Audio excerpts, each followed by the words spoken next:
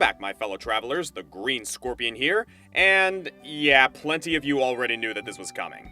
Back in 2018, Square Enix released Octopath Traveler, a turn-based JRPG with gorgeous 2.5D pixel graphics and a bizarre take on story structure. You form a group of 8 heroes, each with their own story that, besides some idle banter and an extra challenge in the post-game, never really cross. It was somewhat divisive among critics, many saying that it had a great combat system but was held back by its lack of a central narrative. Ignoring the fact that the Saga series has been doing this for years, I was completely obsessed with it. As much as I would have liked more crossover between the routes, each story was a perfect little Dungeons & Dragons prompt, and I fell in love with the entire cast, enough to make a whole countdown about them. You should probably go watch that video before this one. Or don't, I'm not the boss of you. But anyway, Square Enix didn't let the dust settle on this 2.5D engine for the past 5 years. Since then, we got Triangle Strategy, which takes the art style into a more Final Fantasy Tactics direction, and a remake of their 90s game, Live Alive, which as you play that game, you'll understand a lot more of where the idea for Octopath Traveler even came from. Fast forward to mid-2023 and a new Octopath Traveler was forged, and I'm pleased to say that it improves on its predecessor in just about every way. They've gotten more used to the art style, so there aren't those blinding sunset scenes anymore. The battle system is even deeper, and we have 8 completely new characters, now with more banter between them, side quests involving certain character combinations, and a stronger centralized story that binds it all together. So, naturally, I had to treat our new heroes to the same honor I gave the old ones, a top 8 ranking to celebrate them all. Like with the first list, I love all 8 of these munchkins, so there's no shame in being last, only the honor of being first. Do I like them more than the 8 from the first game? I don't really have an answer for that yet, but I will say that they all benefit from being in a better game. We have the same core classes as last time, Cleric, Thief, Merchant, and so forth, which at first, I admit, sounded disappointing. I would have liked to see them come up with new jobs, but in practice, it just means that the mechanics of each class have been refined and rebalanced, and it's interesting to see how different each character can be to their predecessors personality-wise. Note that I'll be comparing them to their first game forebears from time to time, but how well they compare to the old won't affect their ranking. Rather, I plan to focus on their story path, their writing as a character, and their abilities in and out of battle. Like with Octopath Traveler 1, you eventually unlock secondary classes, meaning most of what one character can do can be put onto another, but for the sake of this list, I'll be attributing any qualities of a class to their original holder, as those are the qualities that the character will always have. Make sense? I certainly hope so. Each character also has a few facets all their own, like their latent abilities and field actions, so we'll take those into account as well. And a couple of final notes before we get started. This might seem obvious, but I'm just gonna say right now that there are gonna be major spoilers going forward. I won't spoil everything for those who haven't played it yet and still want to watch, but if that's something you're particular about, I highly suggest playing the game before watching this video. And finally, I want to give a major shout out to BadHairlineProductions, who remixed much of the music from Octopath Traveler 2 and has granted me permission to use his work on this video. So once you're done listening to me gush, go over to his channel and check him out. He does amazing work. And with that, stock up on delicious healing items and get ready to be staggered, it's time to present my top 8 Octopath Travelers 2.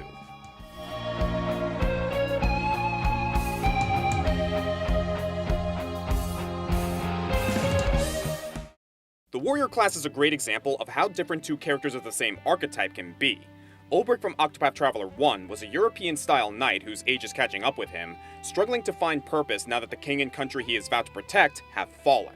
Hikari is a young samurai prince, his country recently occupied but still very much alive.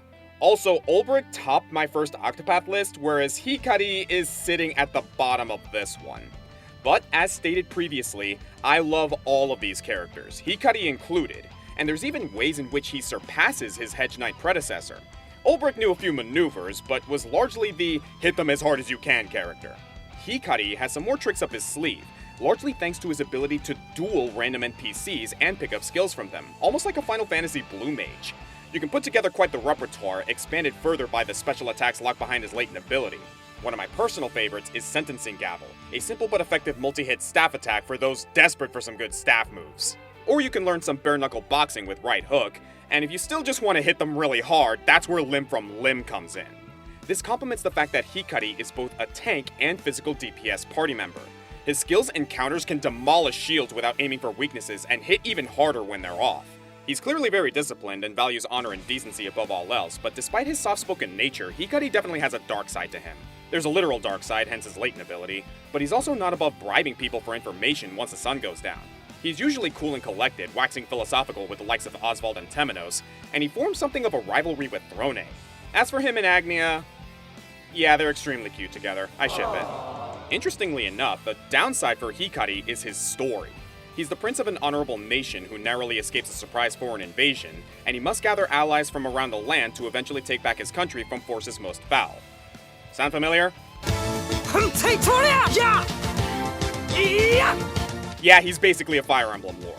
And I'm pretty sure the devs thought this too, because Hikari literally says the line. You know the one. I fight for my friends. I fight for my friends. Well, lucky for you, Hikari, I love Fire Emblem. It's just hard for me to elevate this story above the others on the list. The whole time I expected a twist, and it just never came. Power of friendship, the value of showing mercy, you followed the recipe and you made milk toast. The plot is serviceable at least, but it's just so predictable and bereft of nuance. Even Hikari's inner demons and his relationship with his evil brother play out as straightforwardly as possible.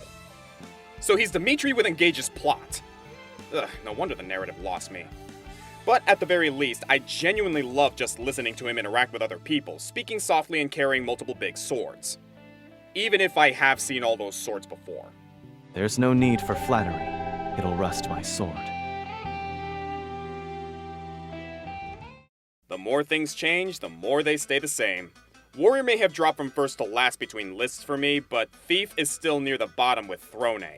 I wouldn't depend on comparing her to Therion, however. Story-wise, Thron has a lot more in common with Primrose. By which I mean that the writers took all the darkness in the world and poured it all onto this poor girl.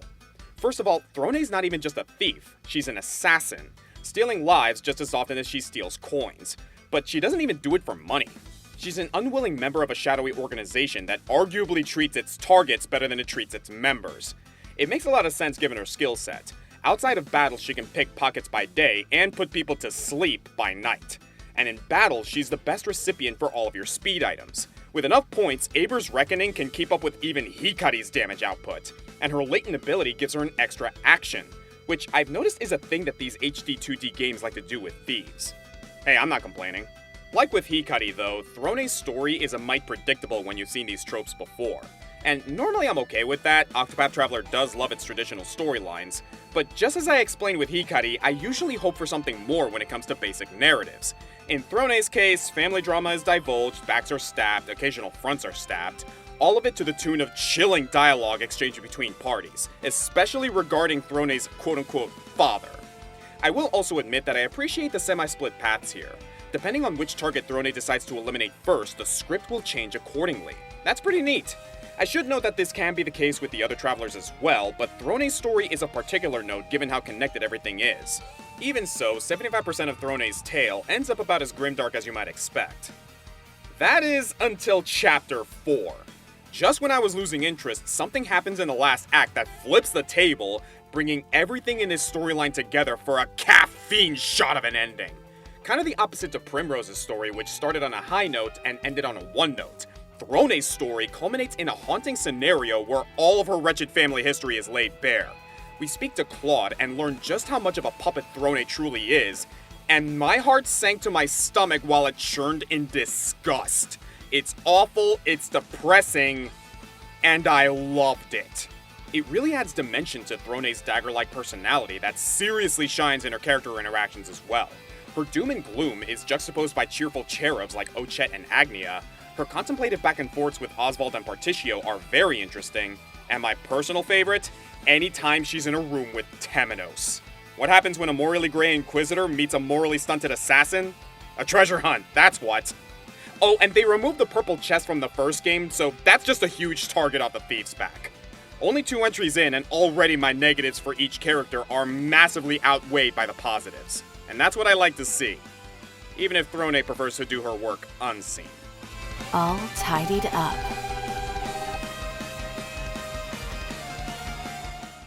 I've only had this game for a few months, but if anything ever happens to Agnes, I will unalive everyone in this fandom and then myself. With a lot of Primrose's more melodramatic elements bequeathed to Throne, what does that leave for this game's dancer? Well, Agnes just gets to be a dancer. Imagine that. Dancing and singing because you like to. And gosh darn it if she isn't just the littlest ray of sunshine!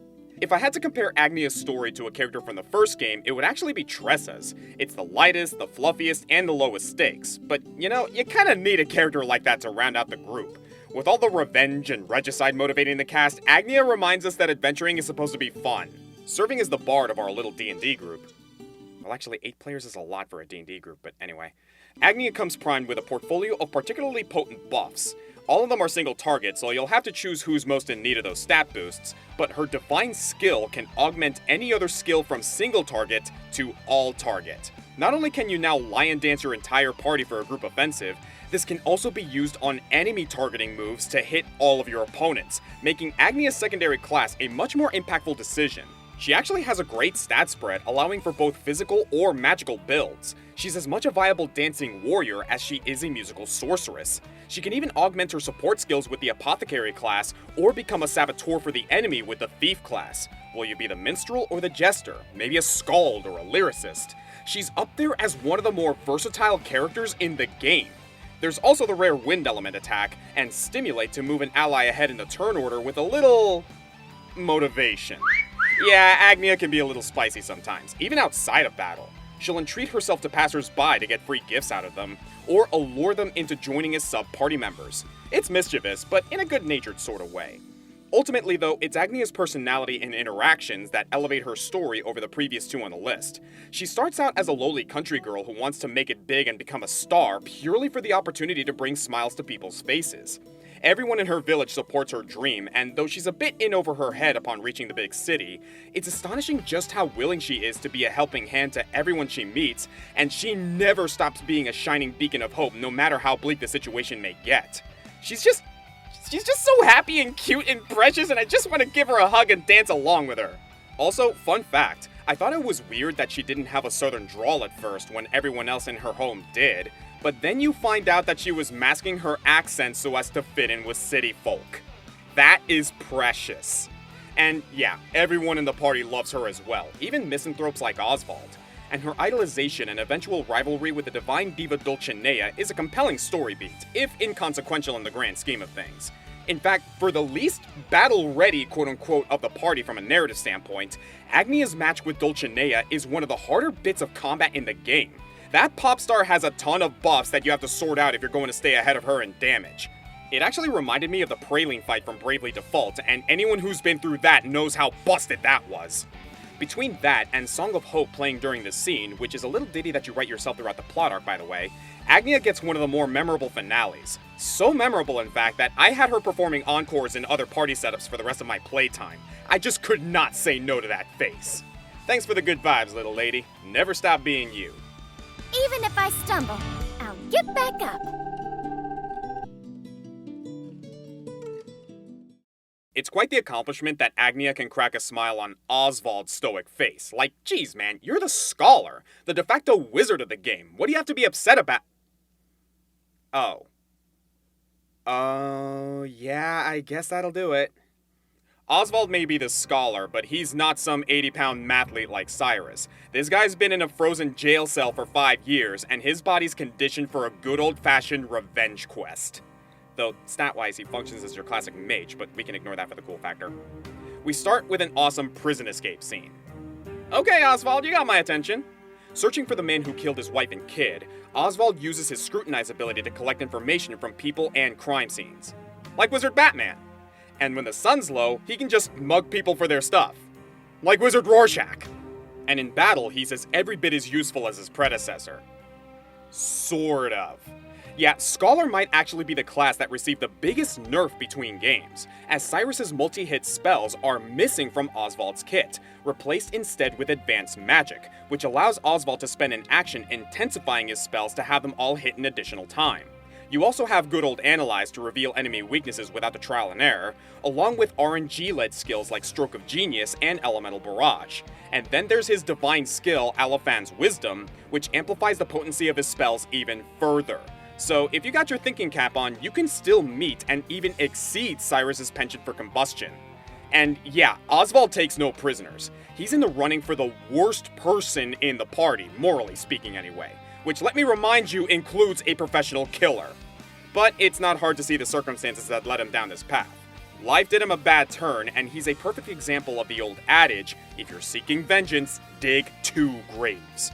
Still, there are glimmers of hope for Oswald's sanity in his forged friendships. He begrudgingly becomes Partio's drinking buddy, his buried academic side reemerges whenever he converses with Temos, and even he can't withstand Agnes' infectious optimism.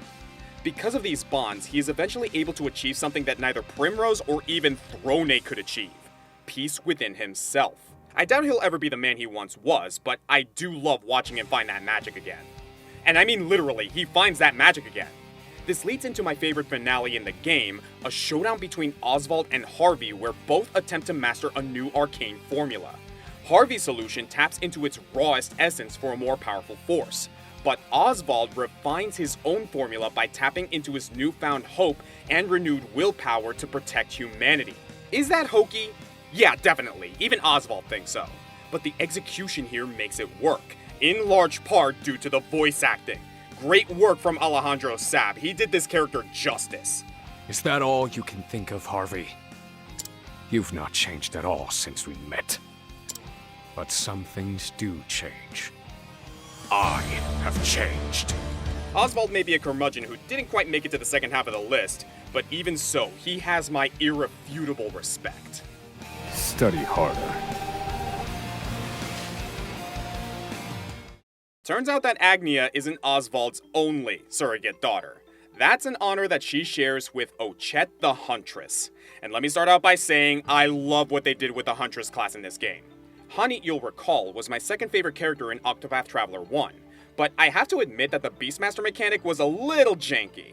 Each animal had limited uses, which made me afraid to experiment for fear of wasting good summons, and tempted me at times to just avoid using animals altogether. It's the classic, how long should I save this rocket launcher scenario. For those of you who hoarded 85 elixirs in any JRPG, you know exactly what I'm talking about. Ochette's version of Beast Mastery, however, streamlines the process with serious quality of life improvements. For example, while you have limited slots to hold captured animals, all animals have unlimited uses until you get rid of them. And when you do get rid of them, you can process them into goods, meaning some beasts are worth catching for the item drops alone. This sounds familiar? And you have an increased catch rate on species that you've tamed before, so it's not too hard to scour the ocean if you decide you want Daddy Shark again. This also feeds into Ochette's field actions. Intimidating NPCs to move them out of the way requires the use of your menagerie of beasts, and befriending new sub-party members has Ochette offering them snacks that you've made from monsters she's hunted. You have no idea how useful this is towards the endgame, especially when you can recruit premium allies like Alrond. She's also one of the best cases for replay value, as her journey begins with your choice of her main animal companion, either Akala the Jackal, who's more physical damage oriented, or Mahina the Owl with her magical aptitude. Both animals have their own personality, which comes out in cutscenes and lends a surprising amount of charm. And if all this seems too complicated, don't worry, her latent power is pleasingly simple to use. Either hit everything really hard, hit one thing extremely hard, or lower everyone's defense while shaving their shield points. Her stat spread accentuates speed, strength, accuracy, and uniquely, critical hit rate, all being in the upper tiers compared to her peers. She can even be a strong mage, especially if you choose Mahina. The fact that Ochette has a full set of skills on top of all this, including archery and lightning magic, yeah, one of the strongest and most versatile characters in the game, bar none. But let's talk about personality for a second. Agnes and Ochette may be sweet young ladies, but they're hardly similar characters. Starting with the obvious, Ochette isn't even human. In actuality, she's a beastling, which is kinda like a Mikote, which is kinda like a Gormati, which is kinda like a Catlagoose, Tabaxi, Khajiit, basically an excuse to have cat ears. She even brings up the fact that she doesn't have human ears under her hair, and despite her being technically older than Agnes, her race matures slower than humans, making her childlike appearance and demeanor not that surprising. A first for Octopath Traveler, Ochette has to act as an ambassador for humans. This would be a big deal to some, but since Ochette sees everyone as people, the pressure of this role is water off a duck's back. See, Agnes is optimistic, but she's not naive. She understands how tough the world is and puts on a happy face in spite of that. Ochette has no idea what she's getting herself into, which is her fatal weakness, but also her greatest strength, as she barrels into the unknown like a tabby into a cardboard box. This does make Ochet's story kind of monotone and predictable, similar to Hikari. There's a darkness on the horizon, so go tame the world's mightiest beasts to prepare for the Day of Reckoning. A little Pokemon meets Monster Hunter vibe, but Ochet's impossible to get bored with because nothing can rain on this kitten's parade, be it insurmountable odds or Oswald's aversion to fun. She kind of glues the party into a family dynamic, Agnes being her big sister, Temos as a stuffy butler, and Casti and Oswald being the team mom and dad. And that's not subtext either, Ochet will flat out say it. It kind of gets to the heart of why I like these tropey Dungeons & Dragons scenarios. If the plot is basic, it can still be a vehicle for endearing and colorful characters, and Ochet is the perfect example of this. The only thing that can be better are 3 such characters whose stories go in more novel directions, but as such, Ochet is at the top of her narrative weight class. She is an absolutely endearing little spitfire. And finally, I'm gonna unearth an oldie but goodie here. Her theme song? Awesome!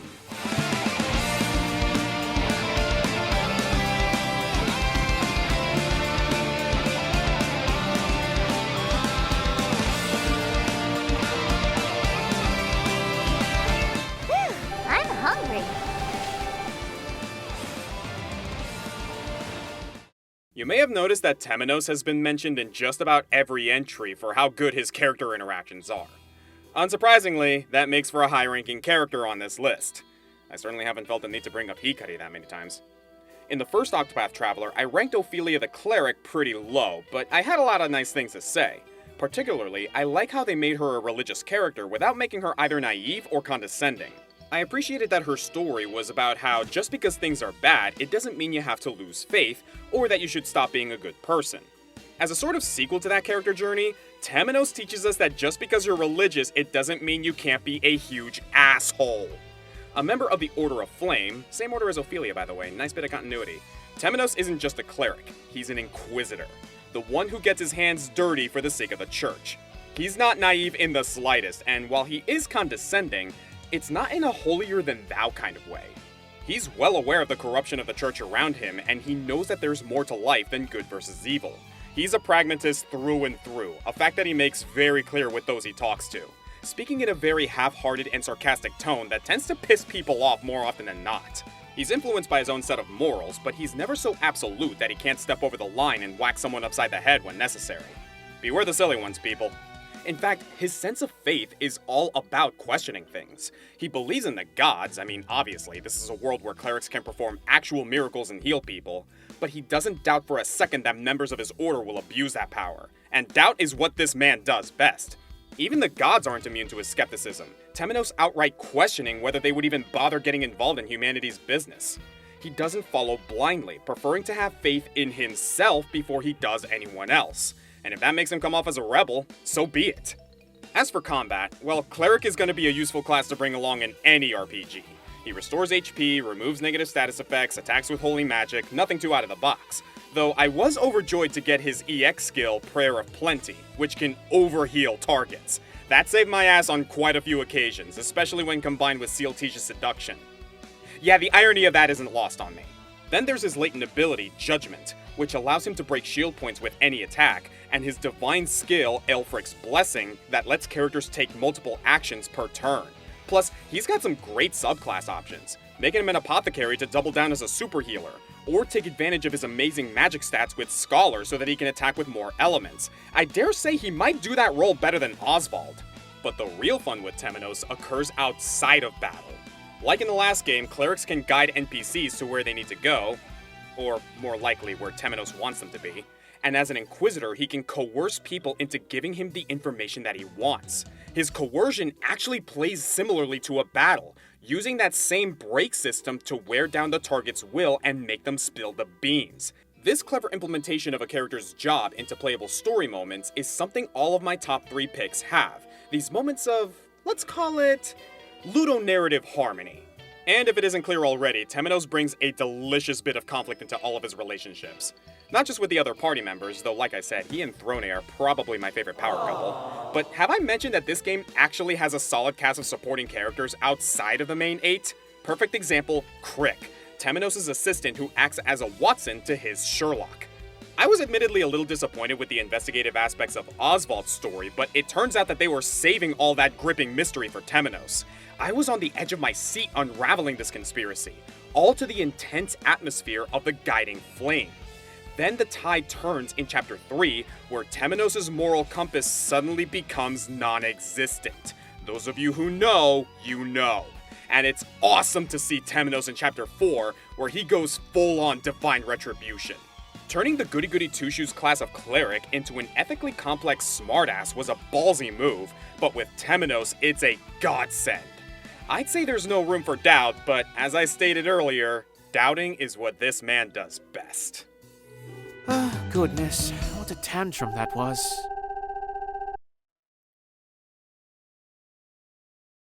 Don't go thinking Temos has the best character interactions, though, because next up we have the witty, the charming, the master of his craft, Partio. Arguably the most fun character in the game to have around, a man so goddamn friendly with everyone he meets. And look at that hat! I wish I could rock a hat like that.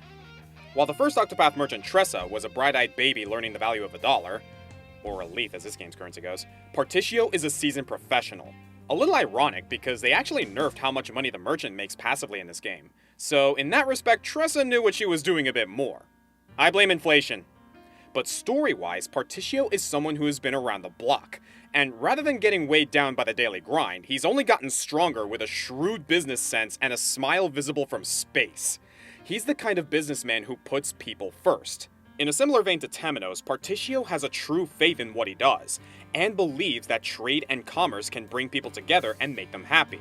But he also knows that greed comes all too easily to people, and sometimes you have to take off your coat and hand them a good old knuckle sandwich free of charge. Partio has maybe the best example of that ludonarrative harmony I was talking about earlier. A problem with the first Octopath Traveler is that whatever story quest you were doing, be it hunting a dangerous monster, stealing a prized jewel, or tracking down an informant to find your father's killer, it all generally worked the same way gameplay-wise. Run through a dungeon, talk to some people, and fight a boss.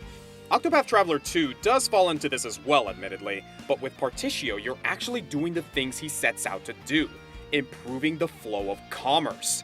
You purchase and trade goods, hire help, perform negotiations. At one point, you save a town's economy by opening up the world's first department store, and you can actually shop there for the rest of the game. And don't think that it's all humdrum business either. Partio's story is a wild ride in its own way, full of laughs and cries, periods of levity, and conflict of surprisingly high stakes. Plus a memorable rival in Rock, an equally shrewd financier who believes money exists only to elevate those clever and callous enough to accrue it. And he's kind of right, but Partio's contrasting sense of justice, seeing the market as a tool for improving people's lives, wealth as a thing to be shared for society's benefit, it's hard not to root for the guy. And that infectious optimism resonates with everyone he meets. And that's not an exaggeration either. Every antagonist he comes into contact with gets some sort of redemption just from him being that swell of a guy. Even Rock ends up working with him on a new business venture despite their differences. Even a member of the big bad Moonshade Order has a change of heart purely due to how much of an absolute good Partio is, though he'll humbly insist that he had nothing to do with that. Now, I mentioned earlier that some travelers in this game have different branching story paths that you can take, and Partio's actually got the least of those. But to make up for it, we get the Smell of Commerce side quests, an amazing set of side stories where Partio involves himself with various ventures in capitalism.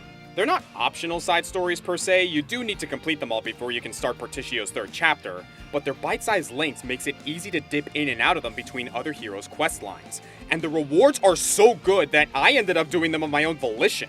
Investing in a gramophone gives you a way to listen to the game's entire soundtrack. Negotiating with Masood unlocks a treasure trove of lore that builds up the world, and one of these quests gives you a freaking ship. And suddenly, there's a bunch of new places that you can sail to whenever you want. But enough talk about business. Let's talk business. And by business, I mean fighting. Partio may be a gentle guy with a non-violent job, but he's surprisingly strong. Must be from twisting so many arms. He hits harder than you'd expect with his bow, and becomes a pretty strong mage when you give him the right subclasses. He's also got the return of one of the most advantageous skills in the game, Sidestep, which makes you automatically dodge the next attempt on your life. Remember in the last game how you could sideclass Tressa into Runecaller and give Sidestep to everyone? Well, you can replicate that hilarious strategy with the new Arcanist class to make everyone in your party bulletproof. And that's competing with a ton of other great subclass options for Partio as well. His hired help ability gets better the more money's in your bank, so maybe you'll want to spec him into Thief to double down on steal and collect.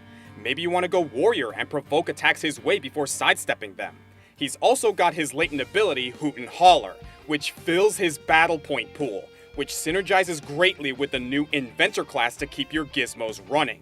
And once you finish his story, Partio can share SP with his partners, so maybe combining Merchant and Cleric can see him keeping all of your spellcasters afloat. He's like the ultimate team player, and nowhere is that more apparent than in his interactions. They're all just so wholesome. He shares his respect for Thron, Agnes, and Temos, he encourages Ochet, he gets Heti and Oswald to come out of their shells, and, well, that last character, we'll get to her in a moment. But before we crown our number 1, let me just say one more time how much of a joy it is to follow this man on his journey. Ochet was the character I started with, no regrets about that, but Partio is the character to convince me that this game would be better than its predecessor. He sold me on Octopath Traveler 2. I mean, of course he did, he's that good of a merchant. All in a day's work.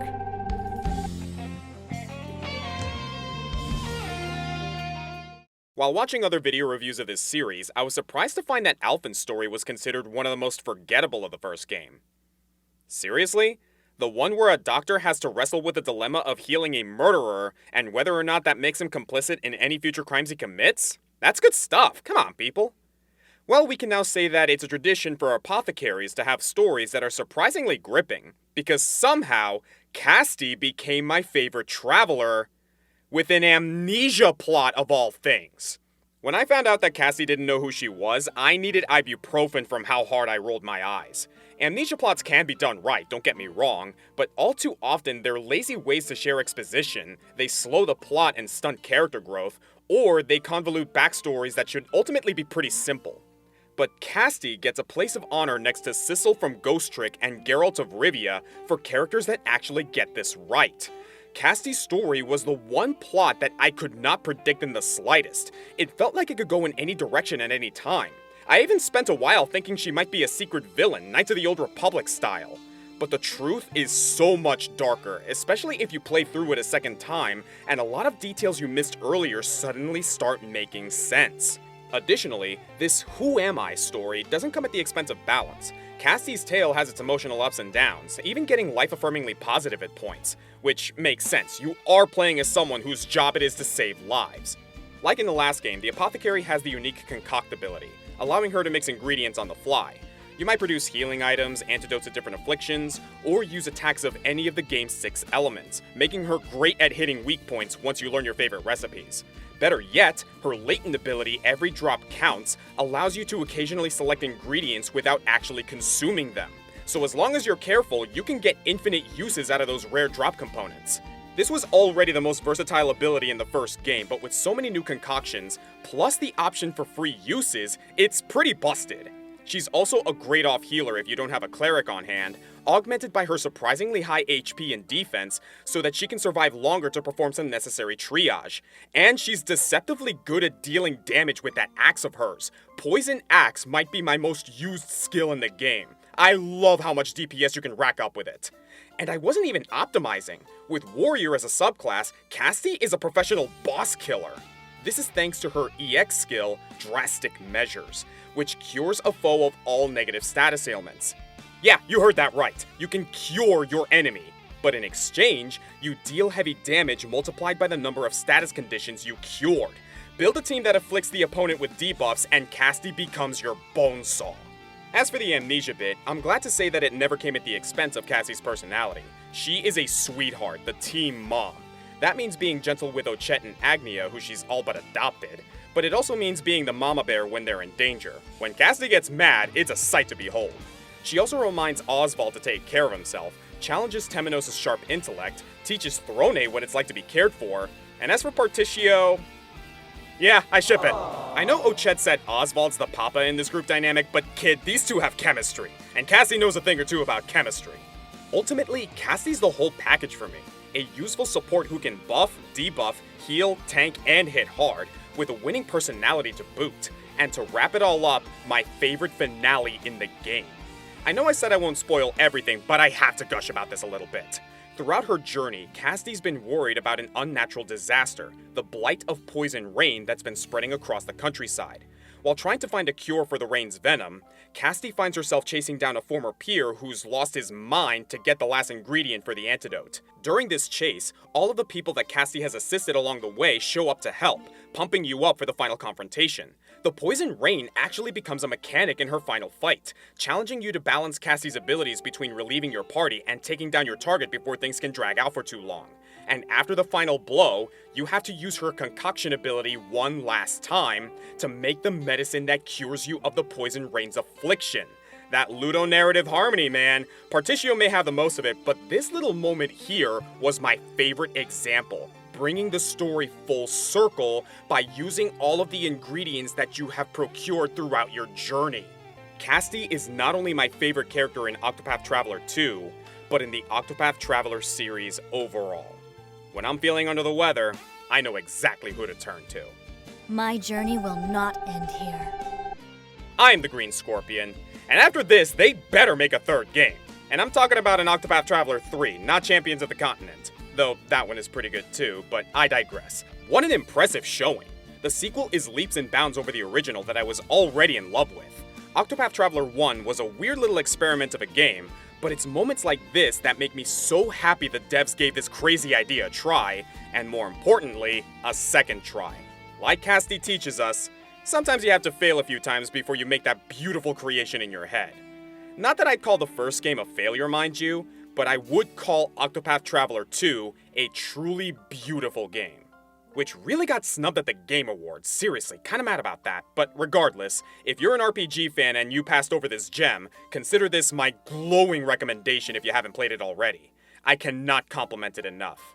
Thank you all for watching, and let me know in the comments who your favorite travelers are. Especially if they were Hikari, I meant no disrespect. And I hope you all have a wonderful evening. And hey look, they did the naming thing with the word Octopath again.